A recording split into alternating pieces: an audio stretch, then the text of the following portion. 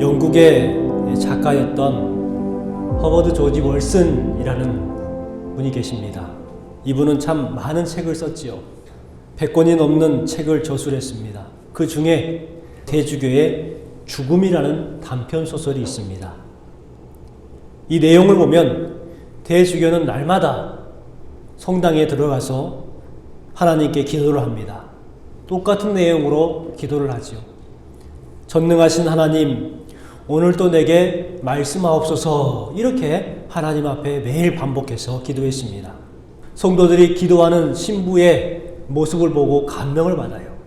와, 우리 신부님 정말 대단하시다. 어떻게 저렇게 거룩한 기도를 할 수가 있지? 하면서 감명을 받았습니다. 어느 날 대주교가 성전 앞에 나와서 하나님 앞에 똑같이 기도합니다. 전능하신 하나님, 오늘도 내게 말씀하옵소서, 이렇게 간절히 기도했을 때에 하늘에서 갑자기 음성이 들리기 시작했습니다. 뭐라고 음성이 들렸느냐? 인자야, 무엇을 원하느냐? 라고 음성이 들린 거예요. 그러니까 그 음성을 듣고 대주교가 깜짝 놀라서 심장마비로 그만 죽고 말았다고 합니다. 대주교는 하나님의 말씀을 듣기를 원했습니다. 평생토록 하나님, 오늘도 내게 말씀하옵소서 라고 외치고 기도했지만 정작 대주교는 기대를 하지 않았었습니다. 하나님께서 말씀을 주셨을 때에 그는 깜짝 놀라서 죽었다는 거예요. 곧 기대하지 않았는데 그게 실상이 되니까 놀라서 죽은 거죠. 요즘 많은 성도들은 이런 형식적인 신앙생활에 만족하며 살아가는 성도들이 참 많습니다. 교회당에 습관적으로 나오시는 분들이 계시고 또 하나님의 말씀을 듣는데 그 말씀을 하나님의 말씀으로 안 들어요. 기도하는 데에 응답하는 것에 대해서는 전혀 기대하지 않는 의식 없는 신앙생활을 하고 있는 성도들이 얼마나 많은지 모릅니다. 이스라엘 백성들이 그 대표적인 예였죠. 이사야 1장 12절 말씀에 보면 이렇게 기록합니다. 너희가 내 앞에 보이려오니 그것을 누가 너희에게 요구하였느뇨? 내 마당만 밟을 뿐이니라. 이와 같이 기록하고 있습니다. 이 말은 무슨 말이냐면 하나님의 전에 모여서 누가 그렇게 하라고 하더냐? 그렇게 모여서 마당만 밟고 가면 아무 필요 없다는 거예요. 형식적인 예배, 형식적인 기도, 형식적인 찬양하는 것들 아무 필요 없다는 거예요. 하나님께서 받으시지 않는다는 것이죠. 하나님이 우리에게 원하시는 것은 어떤 것일까요? 바로 하나님이 우리에게 원하시는 것은 우리의 기대와 신뢰입니다. 예배할 때에 하나님께 기대하는 거예요. 또 하나님을 신뢰하는 것입니다. 하나님께서 원하시는 것은 바로 이와 같은 우리 성도들의 믿음을 원하시는 것이죠. 믿음을 다른 말로 한다면 바로 기대라고 할 수가 있습니다. 믿음 없는 사람은 기대가 없지요. 여러분, 살아계신 하나님을 믿으십니까? 그렇다면 기대하시기 바랍니다. 믿는다면 하나님께 기대하는 거예요. 살아계신 하나님, 역사하시고 교통하시며 충만케 하시는 하나님의 섭리와 견인하심을 신뢰하는 것입니다. 그것이 바로 믿음이라는 것이죠. 신호등이 있잖아요. 그 신호등이 있는 구간을 뭐라고 하는 줄 아십니까? 절대적 신뢰 구간이라고 말을 합니다. 신뢰하는 구간이에요. 상대방을 신뢰하는 것이죠. 그럼을 통해서 내가 녹색 불 때 전진할 수 있는 거예요. 또한 상대방이 녹색 신호를 받았을 때에 전진할 수 있는 것은 빨간색 그 신호를 받은 내가 멈춰선다는 신뢰가 있기 때문에 가능한 것이죠.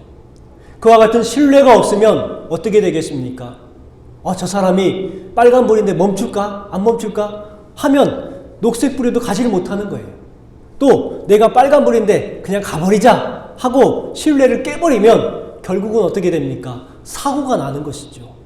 그래서 신호 구간을 절대적 신뢰 구간이라고 말을 합니다. 저는 교회가 바로 이 절대적 신뢰 구간이라고 생각을 합니다. 교회는요, 하나님을 절대적으로 신뢰하는 거예요. 하나님께서 응답해 주실까 말까 라고 의심하는 것이 아니라 온전하게 신뢰하는 거예요. 그러면 하나님과 우리 사이에 교통이 이루어지는 것이죠. 여러분, 하나님을 절대적으로 신뢰하시기 바랍니다. 하나님께서 기대하시는 것은 우리의 온전한 신뢰입니다. 의심하는 신뢰가 아니라 온전한 신뢰예요. 그래서 히브리서 11장 6절 말씀에 보면 이와 같이 기록합니다. 하나님께 나아가는 자는 반드시 그가 계신 것과 또한 그가 자기를 찾는 자에게 상 주시는 이심을 믿어야 할지니라. 여러분, 하나님 앞에 나오는 사람들은 무엇이 필요하느냐? 반드시 그가 계신 것을 믿는 거예요. 뿐만 아니라 그가 찾는 자에게 상 주시음을 믿어야 할 것이나 신뢰할 것이나 이와 같이 신뢰에 대해서 이야기를 하고 있습니다. 하나님의 살아계심을 믿으십니까? 여러분, 하나님의 전능하심을 믿으십니까? 그러면 여러분 신뢰하시기 바랍니다. 기대하시고 선포하시기 바랍니다. 어떻게 선포하느냐? 하나님은 살아계십니다. 하나님은 반드시 역사하십니다. 하나님께서는 모든 것을 합력하여 선을 이루시는 하나님이십니다. 이와 같이 믿음의 고백으로 선포하시기 바랍니다. 어떤 목사님은 하나님의 살아계심을 더욱 간절하게 하기 위해서 이렇게 이야기를 하더라고요. 하나님은 시퍼렇게 살아계신 하나님이십니다. 이와 같이 이야기를 하시더라고요. 물론 살아계심을 강조하기 위해서 시퍼렇게 살아계신다. 물론 좋은 말이지만 여러분 분명한 것은 뭐냐면 하나님은 살아계신 하나님이신 줄 믿습니다. 우리 한국교회는 지금 역사상 한 번도 없었던 일을 경험하고 있습니다. 우리 믿음의 선진들 보면은 예배를 참 중요시했죠. 그래서 예배를 못 드린다, 예배를 안 드린다는 것은 상상을 못했던 그러한 신앙의 사람들이었습니다. 그런데 지금은 어떻습니까? 국가가 제 기능을 못하고 있습니다. 많은 사람들이 혼란에 빠져 있고 힘들어하고 있습니다. 그런데요, 또 방송에서는 예배를 드리는 사람들이 코로나에 많이 걸렸다는 식으로 계속해서 언론 플레이를 하는 경우를 많이 보게 됩니다. 물론 신천지에서 그 집회를 통해서 많은 사람들이 전염이 되긴 했어요. 그렇지만 그것을 하나의 예로 해서 기우해가지고 온 한국교회가 다 코로나를 전염하는 전염체처럼 그렇게 여겨지고 있는 이 시국이 참 안타까운 상황입니다. 또 한편으로 생각한다면 이 사회가 그만큼 어려운 시국이 되었으니 우리 교회라도 함께 동참해서 참여해야 된다. 그런 생각도 한편으로 하게 됩니다. 그럼을 통해서 사회와 격리되는 교회가 아니라 사회와 함께 호흡하는 그러한 교회가 됐으면 좋겠다. 여러 가지 생각을 해봅니다. 여러분, 생각이 없는 백성은 망한다 라고 함석헌 선생님은 말을 했습니다. 이러할 때에 우리가 그냥 시대의 흐름에 따라서 흘러만 가는 것이 아니라 이 시대를 우리가 어떻게 바라보고 또 어떻게 판단하고 어떻게 말해야 되는가, 행동해야 되는가를 잘 생각해보는 시간들이 되었으면 좋겠습니다. 오늘 말씀에 보면 하나님의 말씀을 기대하고 철저히 신뢰했던 한 사람이 소개가 되고 있죠. 바로 세례 요한입니다. 이스라엘 백성들은 이사야 선지자의 예언대로 70년 동안 바벨론에서 포로 생활하다가 풀려나요. 그리고 나서 다시금 이스라엘로 돌아와서 건국을 합니다. 그런데 이스라엘이 나라가 회복된 것이 아니라 계속해서 주변 강국에 의해서 점령을 당합니다. 페르시아 제국에 점령을 당하고 헬라 제국에 점령이 되고 또 나중에 로마 제국에 점령이 되죠. 계속해서 점령되는 삶을 살았습니다. 그래서 유대인들은 늘 애타게 부르짖으며 찾았던 분이 계시죠. 바로 약속된 메시아를 기다렸습니다. 그런데 정작 예수님께서 이 땅에 오셨을 때에 이스라엘 백성들은 어땠을까요? 관심이 없었습니다. 기대하지도 않았습니다. 메시아를 간곡하게 기다리고 있는 이스라엘 백성들, 그러나 메시아를 기대하지 않는 이스라엘 백성들의 모습이라는 것이죠. 왜냐하면 이스라엘 백성들은 바벨론의 노예 근성을 버리지 못했습니다. 페르시아의 쾌락주의를 버리지 못했고 헬라의 철학을 높이 평가했습니다. 또한 로마의 지성을 자신들의 신앙보다 더 높이 생각했습니다. 결국 신앙이 약해질 대로 약해져 버린 것이죠. 그들은 신앙에 기대가 없었고 하나님에 대한 신뢰가 무너졌던 시대가 바로 예수님이 오셨을 때의 시대입니다. 그러나 그러한 시대 상황 가운데서도 유일하게 세례 요한만은 기대와 신뢰를 놓지 않는 사람이 되었었습니다. 어떻게 해서 이렇게 세례 요한은 묵묵히 자신의 사명을 감당해 나가게 됐을까요? 요한은 이미 이사야 선지자의 예언에 기록되어 있는 사람입니다. 지난주에 우리가 함께 나눴던 말씀 가운데에 이사야 40장 3절 말씀에 이렇게 기록합니다. 외치는 자의 소리여 이르되 너희는 광야에서 여호와의 길을 예비하라. 사막에서 우리 하나님의 대로를 평탄하게 하라. 이와 같이 예언을 이미 하셨어요. 그리고 오늘 본문 말씀에 3절 말씀에도 그 이사야 선지자의 말에 대해서 이야기를 합니다. 너희는 주의 길을 준비하라. 그가 오실 길을 곧게 하라 하였느니라. 이와 같이 기록합니다. 곧 예언의 말씀처럼 오늘 주신 말씀처럼 세례 요한은 누구냐? 바로 광야의 소리가 되었던 사람입니다. 광야의 소리의 삶을 살았던 사람이죠. 우리가 광야에서 그냥 지냈으니까 그럴 만한 사람이겠지라고 생각합니다. 그런데 세례 요한은 엄밀히 따지면 광야에 살 하등의 이유가 없는 사람이었습니다. 왜냐하면 세례 요한의 아버지는 누구죠? 바로 사가랴입니다. 제사장의 아들이죠. 그렇다면 그 제사장의 아들로서 제사장의 직분을 수행해야 될 사람이에요. 그렇다면 대제사장의 아들이니까 이 세례 요한에게는 두 가지가 이미 부어진 겁니다. 바로 부와 명예가 그에게는 이미 존재하는 거예요. 한마디로 금수저의 삶을 살아가도 되는 사람이 바로 세례 요한이었습니다. 그런데 왜 그가 광야에 거하게 되었을까요? 예수님께서도 이 세례 요한을 가리켜서 여자가 난 자들 중에 가장 최고의 사람이다라고 칭찬했습니다. 그러니 이 세례 요한은 그만큼 잘난 사람이라는 거예요. 그러나 그는 부와 명예를 버리고 광야의 소리가 되었습니다. 뿐만 아니라 예수님을 보고 이렇게 말합니다. 나는 쇠하여야 하겠고 그 예수님은 흥하여야 하리라. 이와 같이 이야기를 합니다. 많은 제자들이 요한을 따랐습니다. 요한을 높입니다. 스승님이라고 합니다. 하지만 요한은 그 어떤 조건과 환경에도 자신을 높이는 삶이 아니라 오직 예수 그리스도만을 전하는 삶을 살았습니다. 바로 예수님의 길을 준비했던 삶이었죠. 여러분은 이 광야에서 삶을 살아가면서 어떤 길을 가고자 하십니까? 바로 예수님의 길을 준비하는 삶을 살아가야 한다는 것이죠. 세례 요한은 두 가지 방법으로 메시지를 전했죠. 첫 번째는 들으라는 외치는 소리로 그렇게 전했습니다. 회개하라 천국이 가까워에 왔느니라 이렇게 말로써 전했습니다.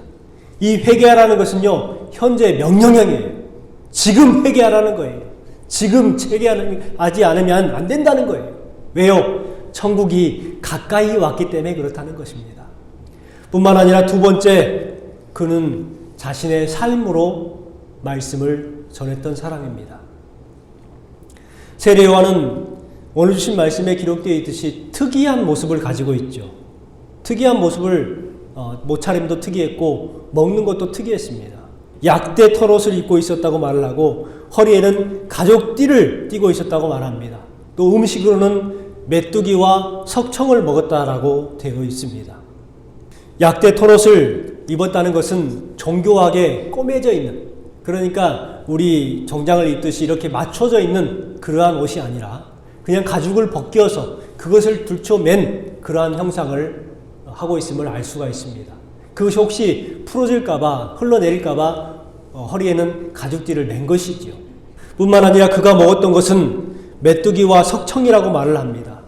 그런데 이 메뚜기와 석청은 우리가 알고 있는 메뚜기 그리고 꿀이 아니라는 것을 여러분도 아실 거예요. 광야에는 풀이 많을까요? 적을까요? 메뚜기가 살 수 있는 환경이 아니겠죠. 꽃이 없기 때문에 꿀벌들이 날아다니면서 꿀을 채취할 수 있는 꽃이 없는데 어떻게 광야에 석청이 있겠습니까? 그렇다면 무엇을 말할까요? 여기서 메뚜기라는 것은 하가빔이라는 단어를 사용을 합니다. 그런데 이 하가빔과 비슷한 단어가 있죠. 하루빔이라는 단어입니다. 이게 동일한 단어로 쓰였죠. 그러니까 이스라엘 백성들도 그 단어에 헷갈리는 거예요. 이 하루빔은 뭐냐면 쥐엄나무를 말합니다. 쥐엄나무 열매. 이 쥐엄나무 열매를 또 먹었던 사람이 있죠. 누구였습니까? 탕자이죠. 탕자가 먹을 것이 없어서 돼지가 먹던 쥐엄나무 열매를 그렇게 주워서 먹었잖아요. 바로 쥐엄나무 열매를 먹었다는 것을 알 수가 있습니다. 당시에 가장 비천한 그런 음식이었죠. 뿐만 아니라 이 석청은 무엇이냐면 야자수나무, 광야에 있는 야자수나무 가운데에 대추야자나무가 있었던 것 같습니다. 이 대추나무 야자의 열매들이 이제 주인들이 다 거두어 가거나 따가잖아요. 그러면 그것들이 이제 미리 떨어졌거나 이제 나중에 떨어지는 것들이 있어요. 그러면 광야의 뜨거운 햇빛 때문에 그것들이 딱딱하게 굳습니다. 그런데요, 그 대추야자를 보신 분은 아시겠지만 딱 쪼개보면 끈적끈적해요. 손에 묻으면 아주 끈적거립니다. 그래서 석청처럼 그렇게 보이지요. 여기에서 알 수 있었던 것은 뭐냐면 바로 세례 요한은 검소한 삶을 살았었고 뿐만 아니라 청빈의 삶을 살았다는 것을 알 수가 있습니다. 자신의 출신과는 전혀 상관이 없는 그러한 삶을 살았죠. 자신의 모든 것을 다 내려놓고 하나님의 영광을 위해서 버릴 것은 버리고 사명에 충실했던 삶을 살은 사람이 바로 세례 요한입니다. 여러분, 당시 사람들에게도 큰 메시지가 되었던 세례 요한, 오늘 우리에게도 큰 메시지를 주고 있는 그러한 요한이라고 생각을 합니다. 지금은 물질적인 집착에 너무 심각합니다. 먹고 사는 문제, 자식 문제, 집을 넓히는 문제, 재물을 늘리는 문제, 이런 것 때문에 우리는 온 정신을 다 쏟으면서 살아갑니다. 이러한 때에 내려놓을 것은 내려놓고 버릴 것은 버리는 심플 라이프에 대해서 우리에게 이야기를 해주고 있는 것 같습니다. 20세기 선지자라고 불리는 사람이 있습니다. 예수 전도단의 설립자인 노렌 커밍햄이라는 사람입니다. 이분이 한국에 왔다가 집회를 하고 이제 호주로 갔습니다. 그 호주에서 했던 이야기가 있어요. 뭐였느냐? 첫 번째가 뭐냐면 한국교회를 향해서 이렇게 말을 했습니다. 한국교회가 너무 돈을 사랑한다. 또 두 번째, 한국교회 지도자들이 너무 음란하다. 한국교회가 언제부턴가 돈을 너무 사랑하기 시작했습니다. 청빈의 삶을 살아가야 될 그러한 목회자들조차 청빈의 삶을 살아가지 못합니다. 거짓말을 너무 잘하는 성도들을 보게 됩니다. 얼굴색 하나 변하지 아니하고 거짓말을 해요. 여러분, 이러한 때에 세례 요한의 삶을 통해서 우리는 배워야 하는 것입니다. 바로 우리가 세상 사람들에게 보여줘야 될 것이 무엇인가? 교회의 건물의 크기를 보여주는 것이 아니라 바로 검소함과 그러한 성도의 삶을 보여줘야 되지 않는가 생각을 해봅니다. 여러분, 세례 요한이 심플 라이프의 삶을 살 수 있었던 비결이 무엇인 줄 아십니까? 바로 광야의 삶이 있었기 때문에 그게 가능했습니다. 세례 요한은 광야에서 세 가지 만남을 갖지요. 첫 번째 만남은 하나님과의 만남이었습니다. 신앙의 믿음의 선진들은 광야에서 많은 일들이 있었죠. 그 일 가운데 가장 중요한 것이 무엇이었느냐? 바로 하나님을 만났다는 거예요. 믿음의 선진들의 삶을 보십시오.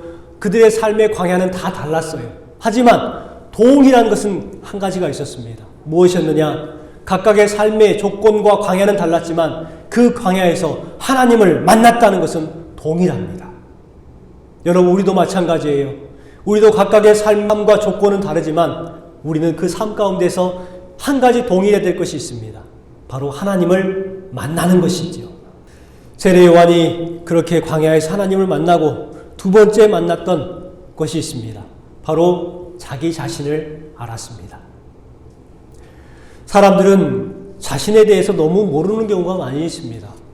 세례 요한은요, 자신에 대해서 알았어요. 자신이 어떤 사람이라는 것을 안 것이죠. 바로 자기 정체성을 바로 알았던 사람이 세례 요한입니다. 우리 11절 말씀을 같이 한번 읽어볼까요? 나는 너희로 회개하게 하기 위하여 물로 세례를 베풀거니와 내 뒤에서 오시는 이는 나보다 능력이 많으시니 나는 그의 신을 들기도 감당하지 못하겠노라. 그는 성령과 불로 너희에게 세례를 베푸실 것이요. 아멘. 여러분, 예수님에 대해서는 상당히 칭찬합니다. 나보다 능력이 많으시고 그는 성령과 불로 너희에게 세례를 베푸실 것이요 라고 말하면서 자신은 무엇이라고 말을 합니까? 나는 그의 신을 들기도 감당하지 못하겠노라. 여러분, 자기 자신에 대해서 너무나 잘 알고 있는 사람입니다. 세 번째, 세례 요한은 광야에서 사람들을 알았습니다. 당시의 상황은 결코 깨끗한 상황이 아니었어요. 그때 상황은 암투와 타락이 성행했던 그러한 시대였습니다. 그 중심에 있었던 사람들이 누구냐면 바로 사두개인들과 제사장들과 바리새인들이라는 계층들이 바로 그와 같은 암투의 현장에 있었던 사람들이죠. 그러한 사람들이 세례 요한이 세례를 베푼다는 그러한 소식을 듣고 세례 요한을 찾아옵니다. 광야에 그냥 소리였던 사람을 그 도시에 사는 사람들이 찾아왔다는 거예요. 뭐하러 찾아왔을까요? 그냥 구경하라고 찾아왔을까요? 아닙니다. 세례 요한에게 자신들도 세례받기 위해서 찾아온 거예요. 그 콧대 높은 사람들이 세례 요한에게 찾아올 수 있었던 이유가 무엇이었을까요? 바로 세례 요한에게는 세상 사람들에게서 맡을 수 없는 향기가 있었기 때문에 바로 세례 요한에게 온 것입니다. 저는 그것을 세례 요한의 마음에 있다고 생각을 합니다. 바리새인들이 세례 요한에게 와서 세례를 받고자 합니다. 그랬을 때에 세례 요한이 그 바리새인과 사두개인들을 보고 뭐라고 말합니까? 오늘 7절부터 10절 말씀에 보니까 악담이 쓰여있죠. 독사의 자식들아, 누가 너희를 가르치며 임박한 진노를 피하라 하더냐? 그러므로 회개에 합당한 열매를 맺고 속으로 아브라함이 우리 조상이라고 생각하지 말라. 내가 너희에게 이르노니 하나님이 능히 이 돌들로도 아브라함의 자손이 되게 하시리라. 여러분, 성경이기에 말이 참 유하게 되어 있습니다. 그렇지만 실제적으로 요한 사도가 바리새인들과 사두개인을 향해서 뭐라고 했을까요? 독사의 자식들아, 이것은 어떤 말일까요? 엄청난 욕이죠. 그들의 자존심을 완전히 뭉개뜨리는 그러한 욕입니다. 그리고 또 그 자존심의 핵심에 있는 아브라함의 자손이라는 것이 자신들의 자존심이에요. 그런데 아브라함의 자손이라 하지 마라. 이 돌들로도 아브라함의 자손이 되게 하리라. 이와 같이 말하고 있는 거예요. 너희들은 하찮은 돌과 같은 존재들이라는 거예요. 얼마나 큰 욕입니까? 그런데요, 그 극심한 욕을 들으면서도 바리새인과 사두개인들이 세례 요한에게 아무런 말을 하지 않습니다. 왜 그랬을까요? 바로 세례 요한에게 세례를 받아야 자신들도 살겠거든요. 바로 그와 같은 심정으로 세례 요한에게 나온 것입니다.